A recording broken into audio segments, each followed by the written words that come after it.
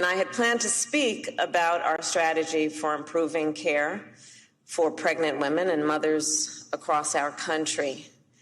And as you know, on the way here, however, we learned that the United States Supreme Court had rendered its decision in Dobbs v. Jackson Women's Health Organization. Here's what that decision means. For nearly 50 years, we have talked about what Roe v. Wade protects.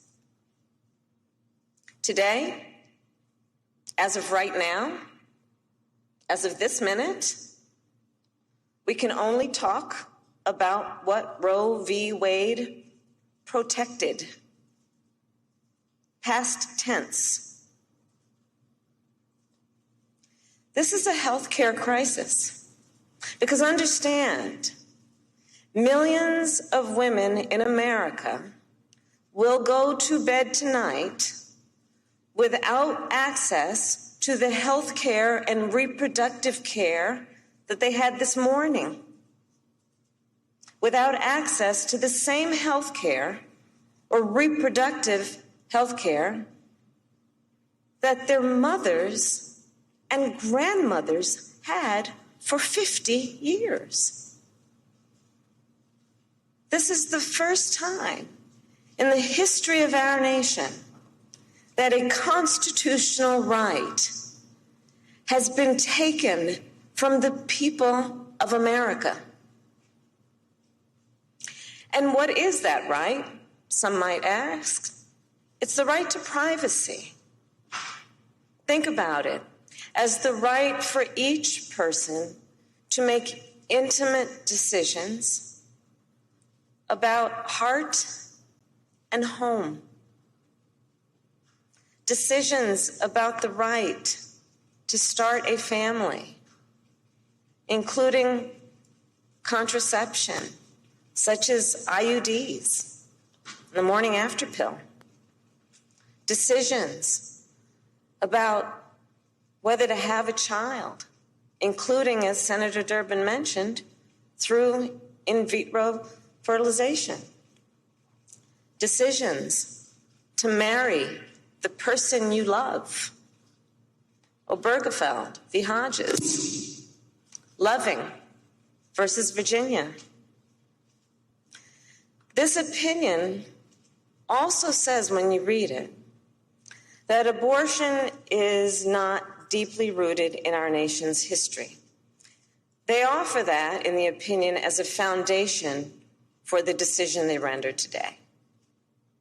In holding that it is not deeply rooted in our history, today's decision on that theory then calls into question other rights that we thought were settled, such as the right to use birth control, the right to same-sex marriage, the right to interracial marriage. The great aspiration of our nation has been to expand freedom. But the expansion of freedom clearly is not inevitable. It is not something that just happens. Not unless we defend our most fundamental principles. Not unless we elect leaders who stand up for those principles.